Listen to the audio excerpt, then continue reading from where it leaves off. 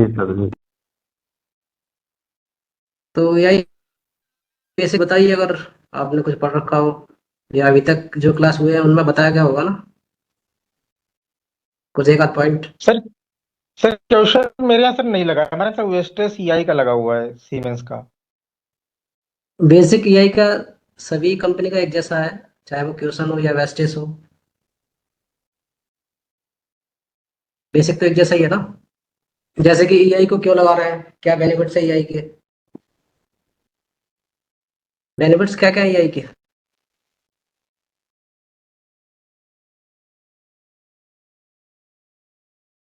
Sir installation करना आसान है सर, और जगह भी कम लेता, पावर सेविंग है।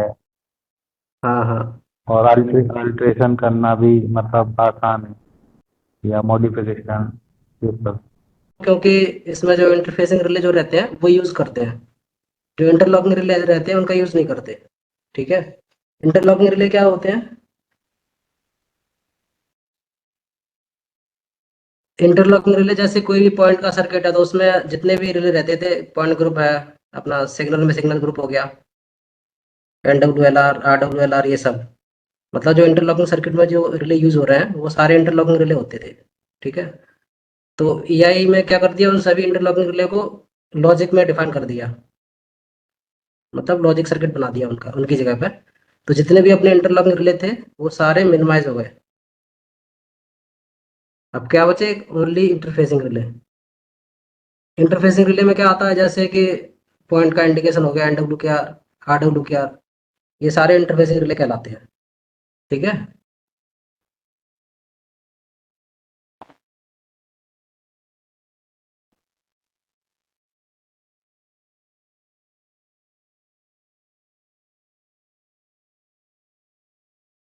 ये स्लाइड दिख रही है।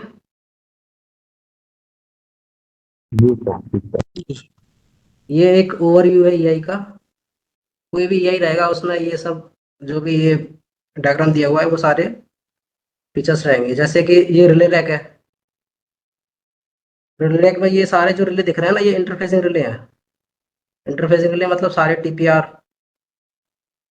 और अपना ये HR DR, मतलब जो एआई और साइट के बीच में जो इंटरफेस कर रहे हैं ना वो सारे रिले रहेंगे इसमें।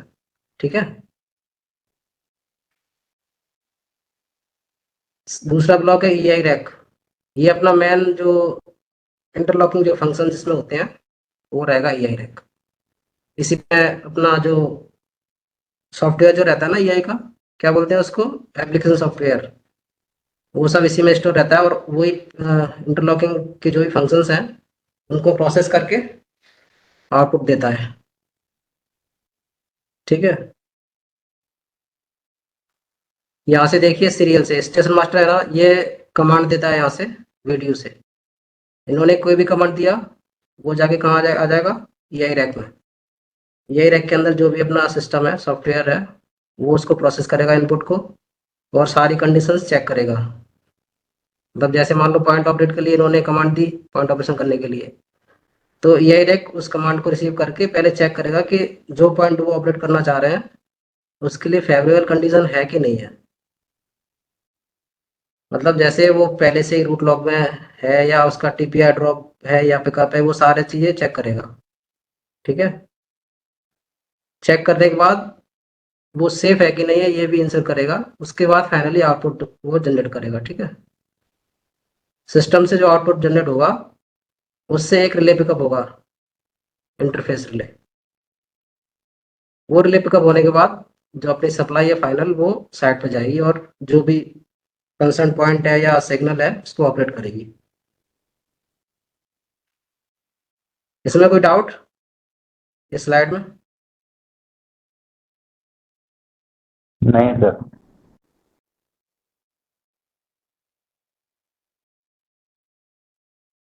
अच्छा, इससे पहले ये हो जान लीजिए वाइटल इनपुट और वाइटल आउटपुट क्या होते हैं,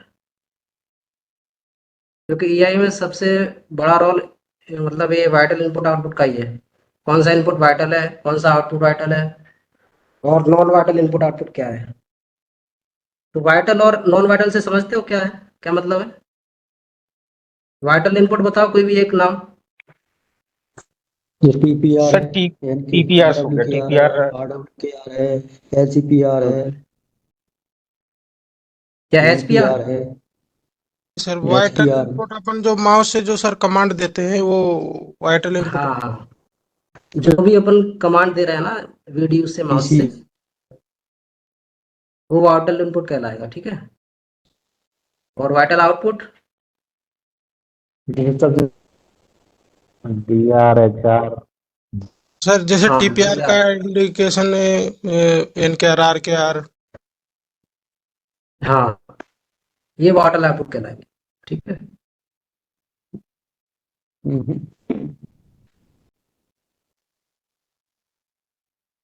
किसी को कोई डाउट है क्या? एनडब्ल्यू के सर थोड़ा एक क्वेश्चन था हाँ सर, ये एनडब्ल्यू के आर जैसे एनडब्ल्यू के आर तो हो गया अपना इनपुट वाइटल इनपुट, और हाँ जिसमें vital एनडब्ल्यू के ई लग गया तो फिर ये क्या हो जाएगा?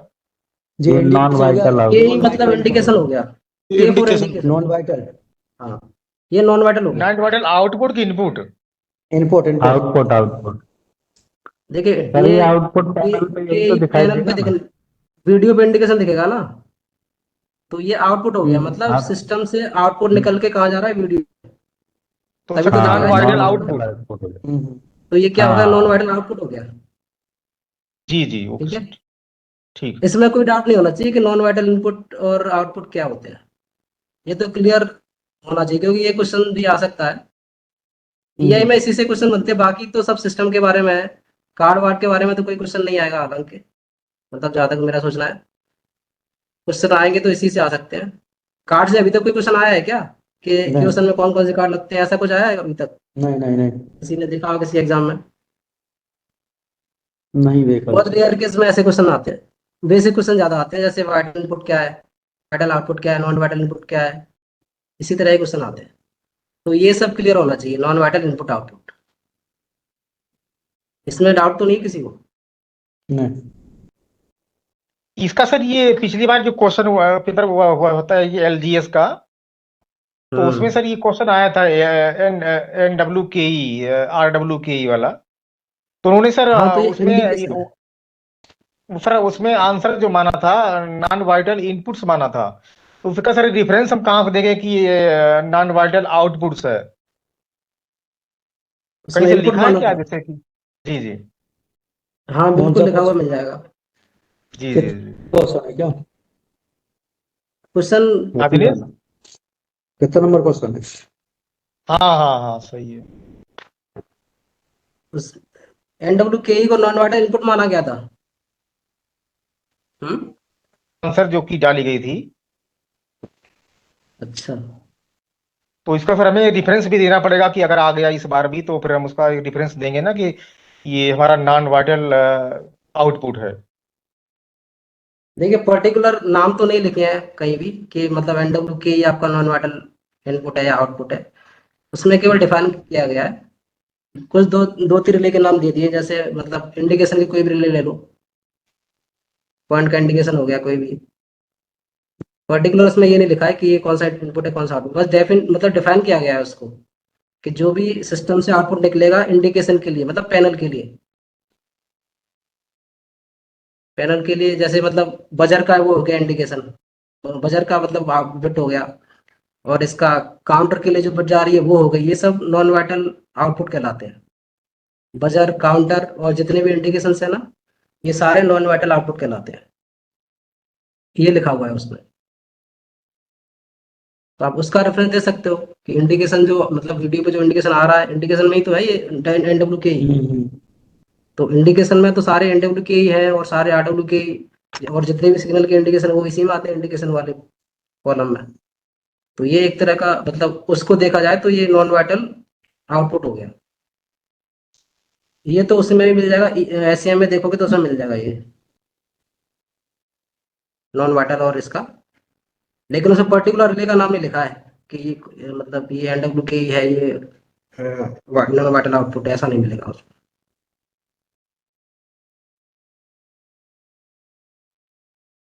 ठीक है, ओके सर, ओके ठीक। वैसे ये है तो नॉन वाइटल आउटपुट ही है ये, मतलब इसमें कंफ्यूज होने की जरूरत नहीं है। अब उन्होंने पता नहीं कैसे दे दिया, लेकिन है नॉन वाइटल आउटपुट।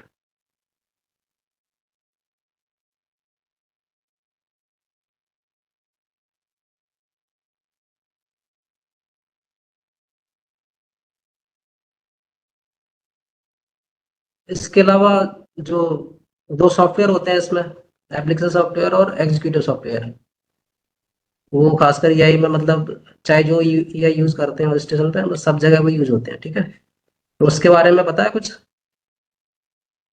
क्या एप्लीकेशन सॉफ्टवेयर होता है और क्या एग्जीक्यूटिव सॉफ्टवेयर होता है? जी सर। बताओ सर एग्जीक्यूटिव क्या क्या होता है? Executive software sir same AI का एक ही रहेगा सर हर स्टेशन के लिए। और जो उसमें सर हम एप्लीकेशन कोई सॉफ्टवेयर होगा अल्ट्रेशन सर सर वो चेंज चेंज नहीं कर सकते हैं एग्जीक्यूटिव स्टेशन सॉफ्टवेयर में। स्पेसिफिक रहेगा। हम्म। और एप्लीकेशन? वो स्टेशन स्पेसिफिक रहेगा सर। हाँ, उसमें सर हम इसमें अल्ट्रेशन मतलब लॉजिक सर चेंज भी कर सकते हैं एज ए रिक्वायरमेंट, और लेकिन सर एग्जीक्यूटिव में हम चेंज नहीं कर सकते। हाँ हाँ, इसमें एक चीज और है, जो एग्जीक्यूटिव सॉफ्टवेयर जो होता है वो प्रिंसिपल ऑफ लैकिंग, जो इंटरलॉकिंग के जो प्रिंसिपल्स है ना, 4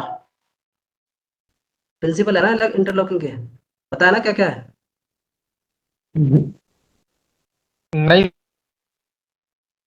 सर।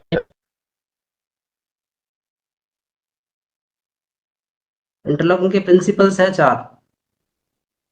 वो यही है कि मतलब जैसे कि कोई भी सिग्नल दे रहे हो तो उसके लिए सारी कंडीशंस, पॉइंट, ट्रैक, ओवरलैप में जो पॉइंट है, ओवरलैप में जो ट्रैक है, वो सारे क्लियर, और जिस रूट के लिए पॉइंट जैसा चाहिए वैसा सेट होना चाहिए। पहला प्रिंसिपल तो ये है। ठीक है, और उस रूट में जो भी रूट या ओवरलैप में जो भी गेट आ रहे हैं वो क्लोज होने चाहिए। ये सारी कंडीशन सेटिस्फाई होने के बाद ही वो सिग्नल आएगा, जो भी तुम सिग्नल दे रहे हो।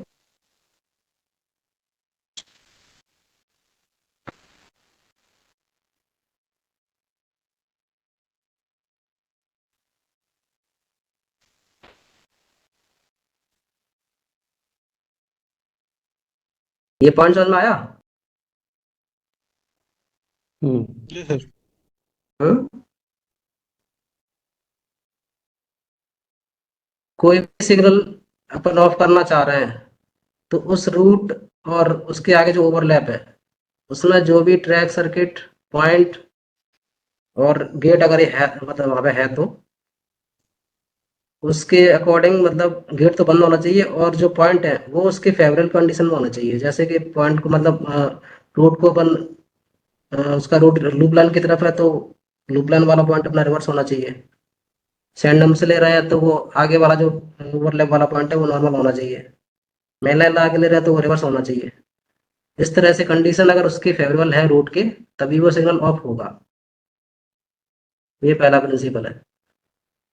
इसी तरह से एक प्रिंसिपल ये है कि अगर तुमने सिग्नल दे दिया, सिग्नल ऑफ हो गया, तो उसको अपन ऑफ नहीं कर सकते, उसका रूट तुरंत रिलीज नहीं कर सकते, उसमें टाइमर चलेगा। ऐसे ही 3-4 प्रिंसिपल है। बाकी का पता किसी को? Hello? Hmm principle of interlocking, तो ये सारे जो प्रिंसिपल है ना इंटरलॉकिंग के, कि रूट अल्टर नहीं कर सकते किसी भी सिग्नल का, किसी भी सिग्नल को देने से पहले जो भी कंडीशन है वो फुलफिल होनी चाहिए। ठीक है, ये सारे प्रिंसिपल को फॉलो करके ही इसको बनाया गया है एग्जीक्यूटिव सॉफ्टवेयर को। मतलब वो जो सॉफ्टवेयर है एग्जीक्यूटिव सॉफ्टवेयर, वो ये जो प्रिंसिपल है इनके अंदर ही काम करेगा, इनको डेविएट नहीं करेगा, इनको वायलेट नहीं करेगा। ठीक है, आया समझ में? हम्म जी सर। दूसरा क्या है, एप्लीकेशन सॉफ्टवेयर। तो एप्लीकेशन सॉफ्टवेयर जो है वो टीओसी पे बेस्ड रहता है, table of control. Table of control में जो भी दिया गया है ना स्टेशन स्पेसिफिक, कौन सा रूट कहाँ तक जाएगा, कौन कौन से उसमें ट्रैक आएंगे, कौन कौन से पॉइंट आएंगे, तो वो उस पर बेस्ड रहेगा। Executive software.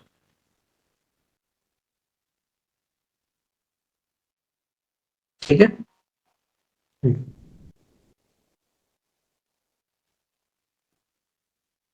ये कुछ एडवांटेज है पीआई के।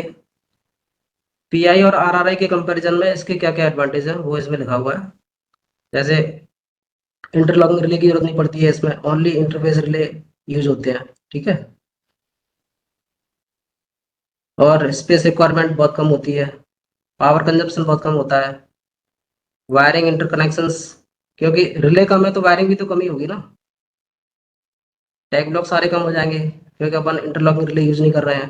ठीक है, उनमें जो भी कॉन्टेक्ट अपन वायरिंग में होते थे वो सारे कम हो जाएंगे। ठीक है, फ्यूज हर एक सर्किट के लिए अलग अलग फ्यूज होता था,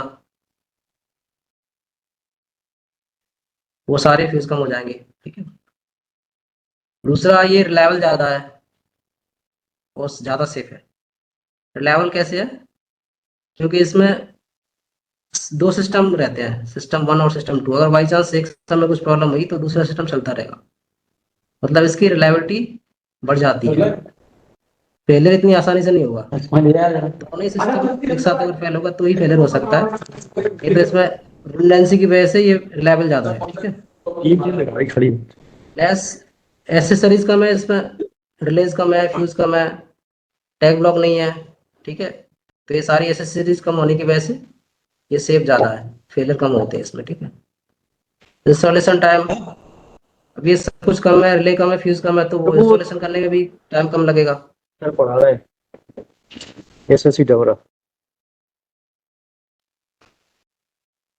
अगला पॉइंट है कि इसकी जो टेस्टिंग है ना वो अपन इंस्टॉलेशन से पहले ही कर सकते हैं।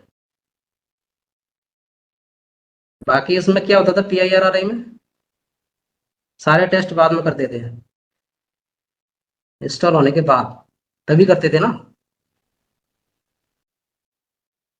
लेकिन EI में ऐसा नहीं है, EI में जब वो एप्लीकेशन लॉजिक तैयार हो जाता है उसके बाद अपन फैक्ट्री जो क्या बोलते हैं फैक्ट्री एक्सेप्टेंस टेस्ट, इसको अपन वहीं पे कर सकते हैं। ठीक है, फैट का फुल फॉर्म क्या है, कोई बताए? फैटी टेस्ट, और सेट का? Site accepted test. ठीक है, ये भी क्वेश्चन एक इम्पोर्टेंट हो सकता है, फुल फॉर्म ही पूछ लें। ठीक है, यार्ड रिमॉडलिंग आसान होती है क्योंकि यार्ड रिमॉडलिंग में उसमें करना क्या है कि वह लॉजिक चेंज करना है। मान लो कोई सेटिंग बढ़ानी है तो उसमें एक्स्ट्रा कुछ नहीं करना, कोई अलग से की रैक नहीं लगाना। रिले की जरूरत पड़ेगी लेकिन उतनी नहीं, जो इंटरफेसिंग रिले है 2-4 रिले उनकी जरूरत पड़ेगी, और बाकी जो इंटरलॉकिंग के रिले हैं उनकी तो जरूरत है ही नहीं, क्योंकि वो जो इसका जो प्रोग्राम है एप्लीकेशन सॉफ्टवेयर उसी में अल्टरेशन हो जाता है। प्रोग्राम को अपलोड कर दोगे तो उसी के हिसाब से वो सारे सर्किट जो है वो अपडेट हो जाएंगे, इसलिए इसमें रिमॉडलिंग करने में आसानी होती है और NI पीरियड काफ़ी कम रहता है। मेंटेनेंस तो इसमें नहीं के बराबर ही है, हालांकि करना पड़ता है मेंटेनेंस लेकिन इतना ज़्यादा नहीं, फ्रीक्वेंट मेंटेनेंस की जरूरत नहीं है। कभी कभार ये एरिया को खोल के देख लो, वोल्ट उसके इंडिकेशंस वगैरह चेक कर लो कि प्रॉपर इंडिकेशन आ रहे हैं कि नहीं आ रहे हैं, सिस्टम दोनों चालू है कि नहीं है, सप्लाई प्रॉपर आ रही कि नहीं आ रही, ये मतलब महीने में एक आध बार चेक करना होता है बस। ठीक है, दूसरा अगर कोई इसको फॉल्स फीड दोगे सिस्टम को तो ये उसको आइडेंटिफाई करके फिर आउटपुट नहीं निकालता, मतलब शट डाउन हो जाता है। अगर इसमें आपने कोई फॉल्स फीड दे दिया, जैसे मान लो कोई सिग्नल है वो रेड बना हुआ है और उसी केस में आपने उसका HECR को पिकअप करवा दिया कैसे भी, तो फिर उस साइड जिस साइड तुमने किया है, अगर डिस्ट्रीब्यूटेड EI है तो जिस साइड तुमने वो किया है ना शॉर्टकट, वो उस साइड का पूरा सिस्टम शट डाउन हो जाएगा, मतलब फिर उस साइड का कोई भी आउटपुट नहीं निकलेगा सिस्टम से। समझ में आया?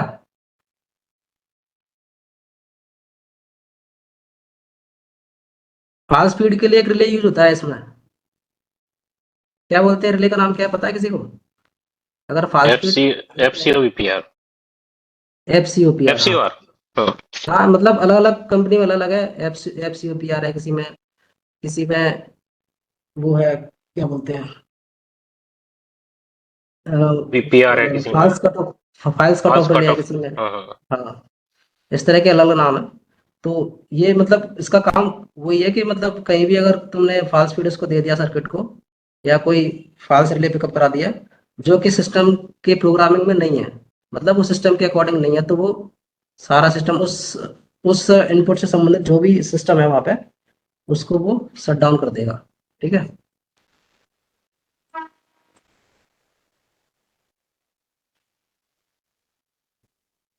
अब ये क्वेश्चन का जो EI है उसका ये मॉडल नंबर है K5BMC। ये जो अभी बताया वो तो सभी EI में कॉमन है, प्रिंसिपल्स, ये दोनों सॉफ्टवेयर, ये cut off relay, non vital, input output, ये सारी चीजें कोई भी कंपनी का EI हो सब में कॉमन रहती है। सर एक क्वेश्चन था, हम्म, क्या सभी एआई में हार्डवेयर रिडंडेंसी सेम रहती है क्या? लगभग सेम रहती है सब में। सिस्टम 1 सिस्टम 2 सभी EI में रहते हैं। अब पहले नहीं रहते थे, लेकिन अब तो सिस्टम 1 सिस्टम 2 सभी EI देने लगे हैं।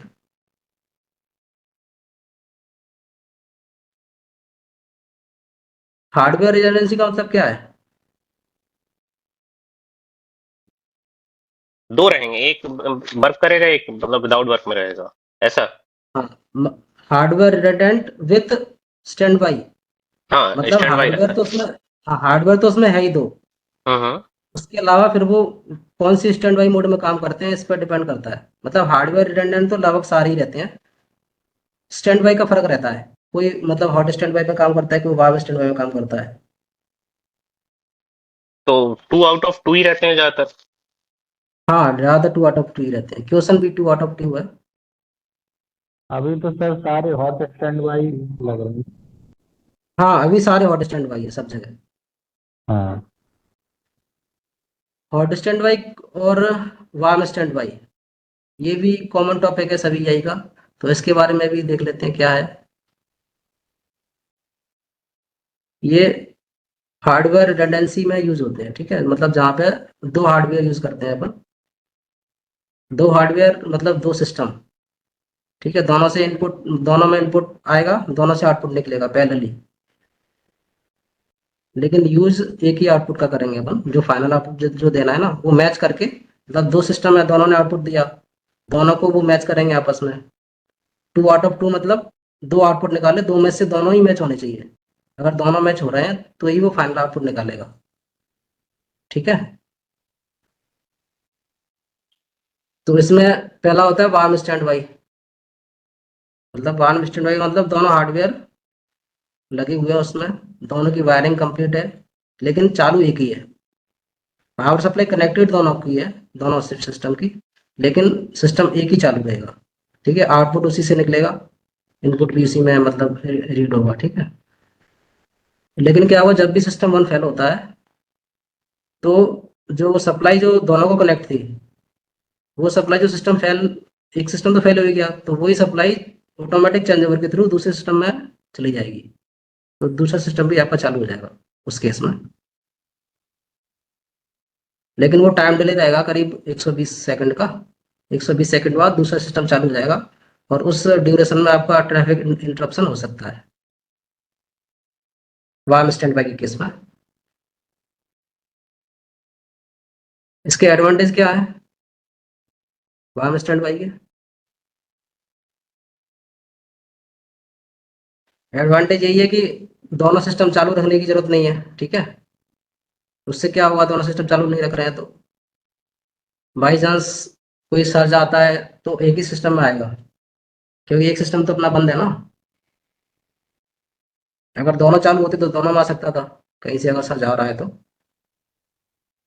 तो उस केस में ये बेनिफिशियल है, एक चालू रहता है, तो बाई चांस अगर सिस्टम डैमेज होता है सर्ज की वजह से, तो एक ही सिस्टम डैमेज होगा, जो बंद है वो नहीं होगा।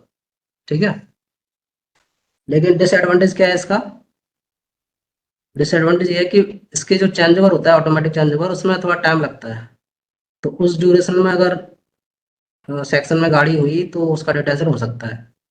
ठीक है, दूसरा डिसएडवांटेज ये है कि जो सिस्टम बंद है ना, इसका सिस्टम 2, उसके बारे में, उसकी इंटीग्रिटी के बारे में अपन पता नहीं कर सकते कि वो मतलब उसकी कंडीशन क्या है, वो सही है या कुछ प्रॉब्लम है उसमें, क्योंकि बंद है ना वो तो। या तो अपन उसको पीरियोडिकली चेक करते रहें। ठीक है, तो ये इसका डिसएडवांटेज है। और हॉट स्टैंड बाई क्या है? हॉट स्टैंड बाई में दोनों सिस्टम चालू रहेंगे, दोनों में पावर सप्लाई रहेगी, दोनों में इनपुट आएंगे, दोनों से आउटपुट निकलेंगे,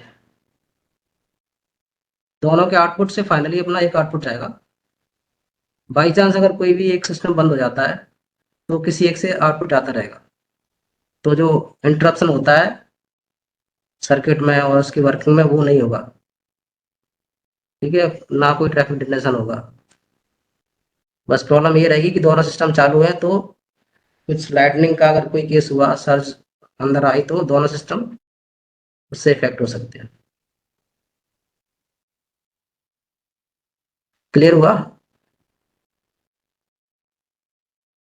जी सर, जी सर। इसके अलावा कुछ और पॉइंट इसके बारे में, हॉट स्टैंड बाई और वार्म स्टैंड बाई के बारे में कुछ, किसी को कुछ और पॉइंट बताओ।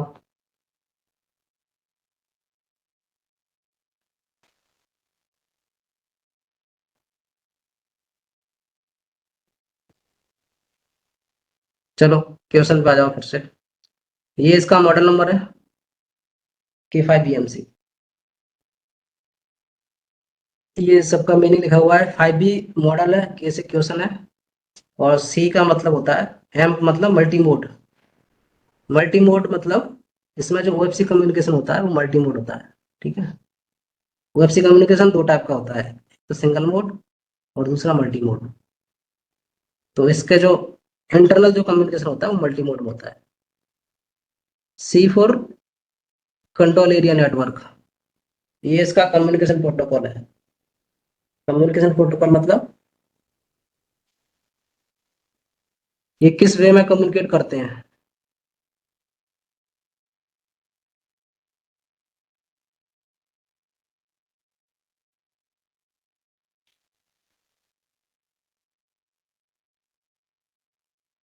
EI में ये सेपरेट मॉड्यूल्स दिए हुए होते हैं। लॉजिक फंक्शंस का अलग एक वो होता है मॉड्यूल, इनपुट आउटपुट जिसको OC बोलते हैं, ऑब्जेक्ट कंट्रोलर, उसका एक अलग से रैक होता है। नॉन वाइटल का अलग से एक रैक होता है। रैक मतलब एक ही रैक में वो डिवाइड कर दिया है, सेक्शन बना दिए है। ठीक है,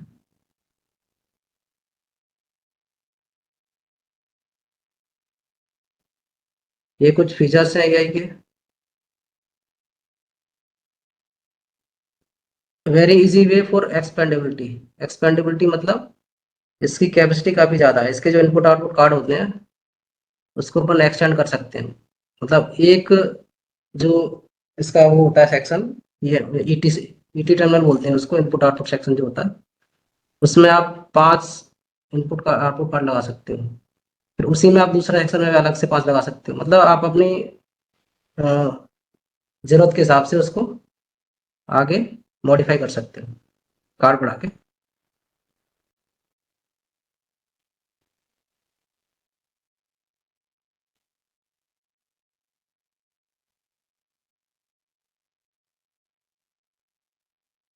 क्वेश्चन में ज़्यादातर डिस्ट्रीब्यूटेड आर्किटेक्चर का यूज़ करते हैं। अभी यहाँ पर भी अपने झांसी डिवीजन में जहाँ भी मतलब ये क्वेश्चन का ये लगा हुआ है, सब जगह डिस्ट्रीब्यूटेड आर्किटेक्चर में लगा हुआ है। ठीक है, डबरा में, नमपैड में, सब जगह डिस्ट्रीब्यूटेड है। वो जहाँ भी लग रहा है वहाँ भी डिस्ट्रीब्यूटेड ही लग रहा है।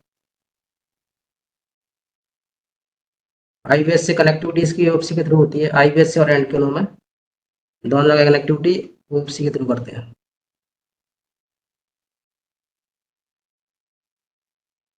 और इसका जो एप्लीकेशन सॉफ्टवेयर जो रहता है IBH का, गेट का, वो सारा सेंट्रलाइज होता है। वो मतलब सेंट्रल में जो मेन K5BMC की जो रैक रखी रहती है, जिसको लॉजिक सब रैक बोलते हैं, उसमें ही उसको स्टोर किया जाता है एप्लीकेशन सॉफ्टवेयर को।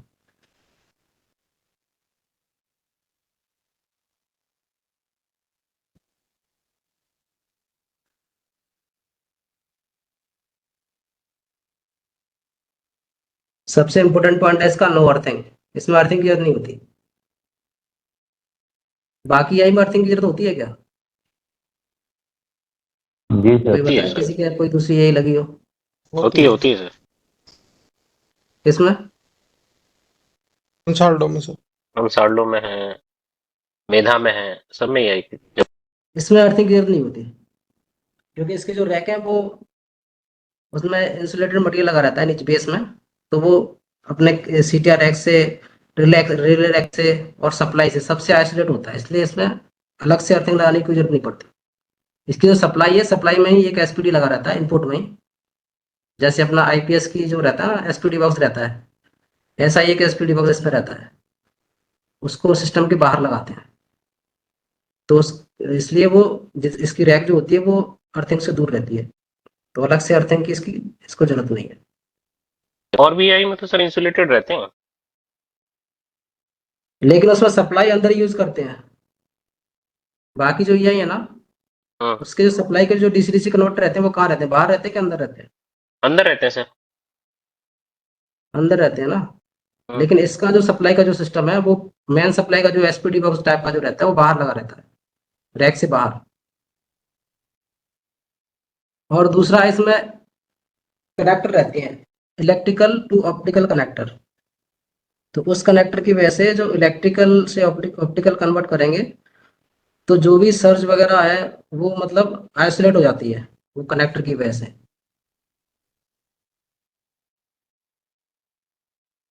समझ में आया? कनेक्टर इसमें लगे रहते हैं, तो इलेक्ट्रिकल सप्लाई में जो भी सर्ज आ रहा है वो अंदर तक नहीं जा पाता, क्योंकि अंदर जो भी है वो ऑप्टिकली आइसोलेट हो गया।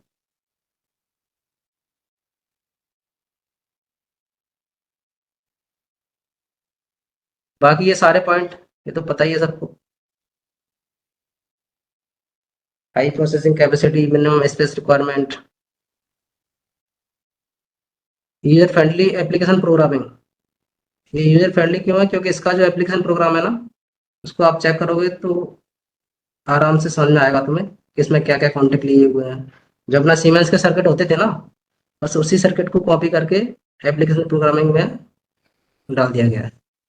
और बस डिफरेंस इतना है कि उसमें जो बैक कॉन्टैक्ट इसमें अलग यूज कर रहे हैं, बैक कॉन्टैक्ट में कुछ अलग लिखा है, फ्रंट को इसमें कुछ अलग लिखा है, इस तरह से।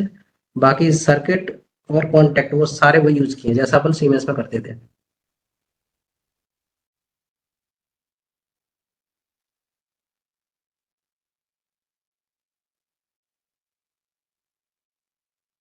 ये इसके अलग अलग पार्ट्स हैं। ये सब रैक हो गया, LK7C सब रैक। इसमें जो अपना एप्लीकेशन सॉफ्टवेयर है वो इसमें स्टोर रहता है। EP5 सब रैक ये एज ए उसी काम करता है। EP5 मतलब ये वाइटल इनपुट आउटपुट, ठीक है। EM6 ये नॉन वाइटल का है रैक। इसमें नॉन वाइटल इनपुट आउटपुट से संबंधित जो भी कार्ड्स हैं वो लगे रहते हैं। ये भी non vital PCI NO2। SPSC, SPSC मतलब ये फाइबर को स्प्लिट करता है, ये स्प्लिटर है एक तरह का। सिस्टम के अंदर काफी ज्यादा फाइबर की जरूरत पड़ती है, तो बाहर से अपन जो ले जा रहे हैं वो एक या दो फाइबर ले गए, तो अंदर जाके ये स्प्लिट कर देता है, एक फाइबर से दो फाइबर बना देता है, स्प्लिटर है ये। SPSC PWE इसका स्प्लिटर के लिए पावर सप्लाई जो जनरेट करता है वो PW मतलब पावर सप्लाई।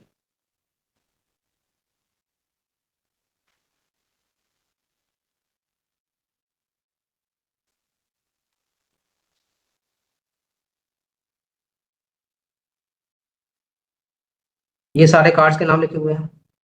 ये जो दिख रहा है ना ये कार्ड फाइल है इसका क्वेश्चन का। दो सिस्टम दिख रहा है 1 से 10 तक। पहला देखिए IPU6 लिखा है, ये इसका पावर सप्लाई कार्ड हो गया। दूसरा है 4864i, ये इसका प्रोसेसिंग कार्ड हो गया। ये जो स्लॉट दिख रहा है इसमें जो इसका मेमोरी कार्ड होता है, इसमें एप्लीकेशन प्रोग्राम स्टोर करते हैं वो इसमें इंसर्ट करते हैं, ठीक है। 16 MB का ये कार्ड रहता है। ये सारे इंडिकेशन दिए हैं इसके, सारे इंडिकेशन इनका सबका अलग मीनिंग है।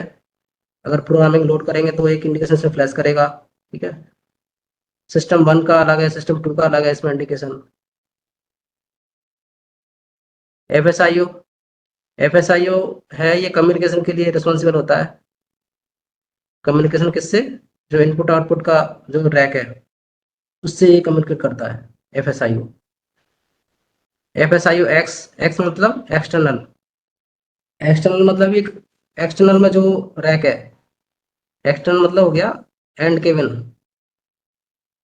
सेंट्रल से बाहर जो रैक है ना IBH एंड केबल जो भी है वो इससे कम्युनिकेट करेगा, इससे FSIO एक्स से।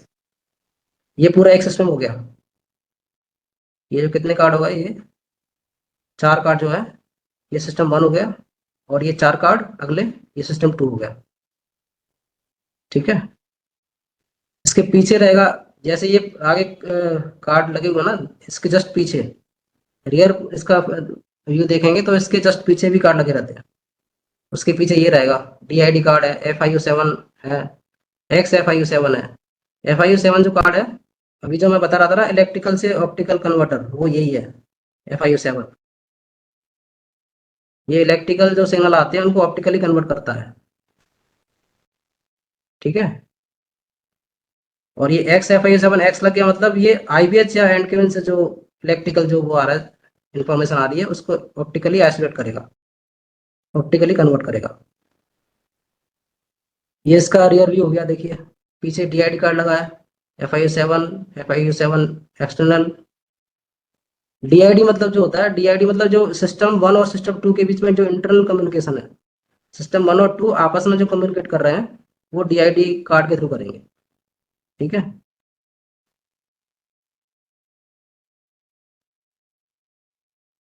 टाइम कम है अपने पास, इसलिए थोड़ा जल्दी करना पड़ रहा है।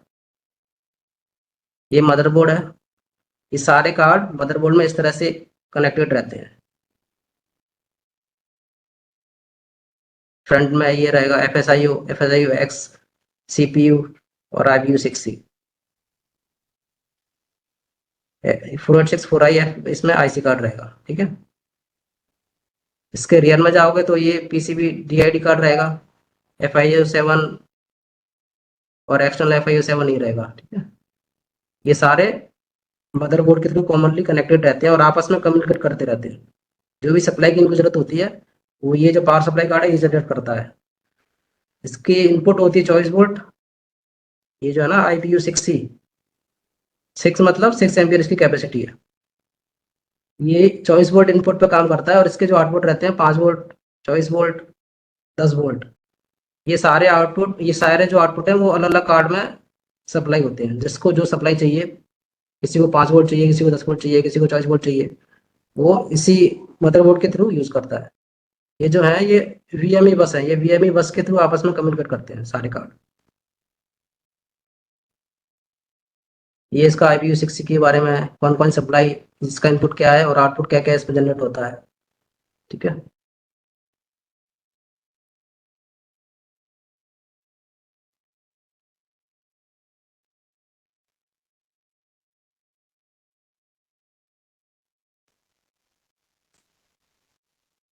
इसका सर्किट सर्किट दिखा रहा हूँ मैं। इसका जो इसका लॉजिक सर्किट रहता है वो थोड़ा इम्पोर्टेंट है, एक बार वो देखिए। ये जो दिख रहा है,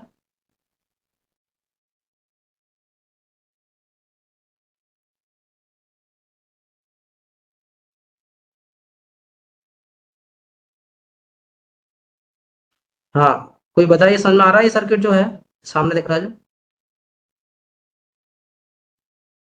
हेलो,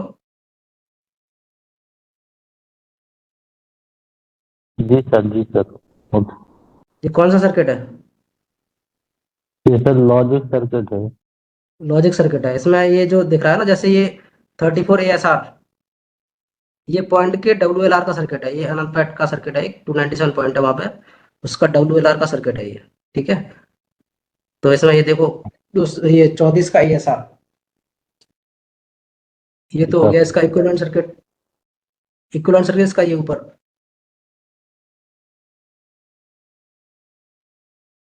ये स्टार जो लगाया ना,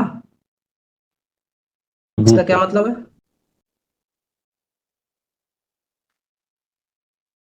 एंड कॉन्टेक्ट।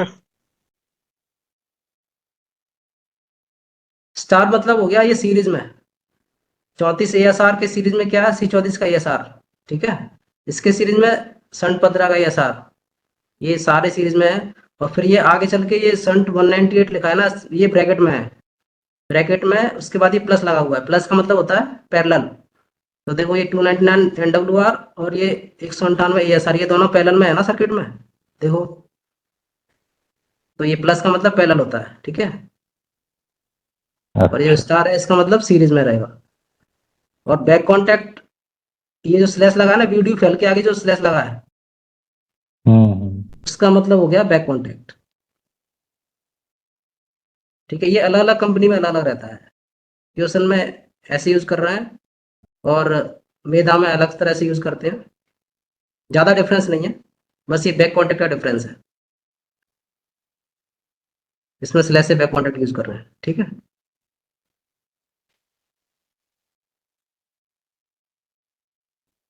ये देखो, ये मैं बता रहा था अलग अलग सेक्शन होते हैं, ये जो ऊपर वाला ये सेक्शन है, ये है ईटी सब रैक, इसमें सारे इनपुट आउटपुट कार्ड और उसका कम्युनिकेशन, ये लाइन टू बी कार्ड है, ये इनपुट आउटपुट कार्ड जो है उनका कम्युनिकेट करता है इससे, सिस्टम से। ये कम्युनिकेशन कार्ड है इनपुट आउटपुट का, लाइन टू बी। ये सब रैक हो गया, इसका लॉजिक सब रैक हो गया ये वाला।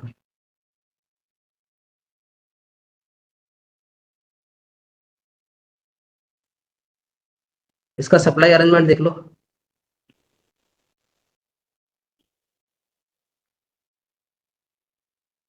वन 10 वोल्ट डीसी आईपीएस से लेके आते हैं, ठीक है। एक उसका डिस्ट्रीब्यूशन बोर्ड होता है रिले रूम के अंदर, वहां से दो पाथ में सप्लाई जाएगी, मैन और रिंग।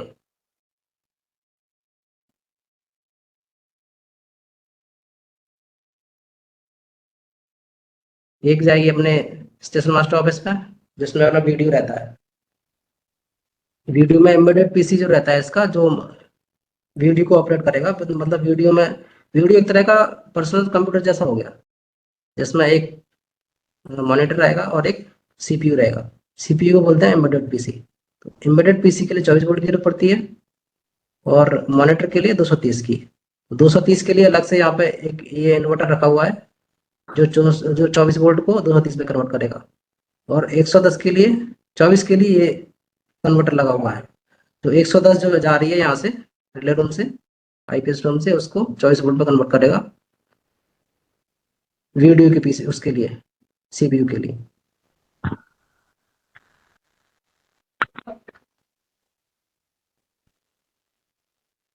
ये है एसपीडी बॉक्सेस का, दिख रहा है ये एसपीडी बॉक्सेस में 110 सप्लाई आती है, दो पाथ से, आईपीएस से, मेन और रिंग दोनों अलग अलग पाथ से आएगी। ये नीचे साइड जो सप्लाई आ रही है, ये अलग अलग पाथ से आ रही है, दोनों आईपीएस से आ रही है। फिर इससे दो सप्लाई निकलेगी, ये भी दोनों मेन और रिंग दोनों जाएंगी सिस्टम के अंदर। सिस्टम के अंदर जाके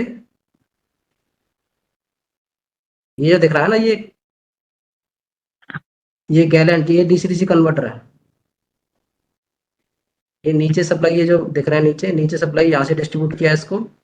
और हर एक कार्ड के लिए, हर एक सिस्टम के लिए अलग अलग इसमें डीसी डीसी कन्वर्टर लगे हुए हैं। जैसे ये सिस्टम 1 के लिए 2 हो गए, सिस्टम 2 के लिए 2 हो गए, इनपुट आउटपुट कार्ड जो लगे हुए हैं ना, उसके लिए 2 अलग से डीसी डीसी कन्वर्टर हो गए। ये हर एक सिस्टम के लिए अलग अलग से लगा हुआ है, ठीक है।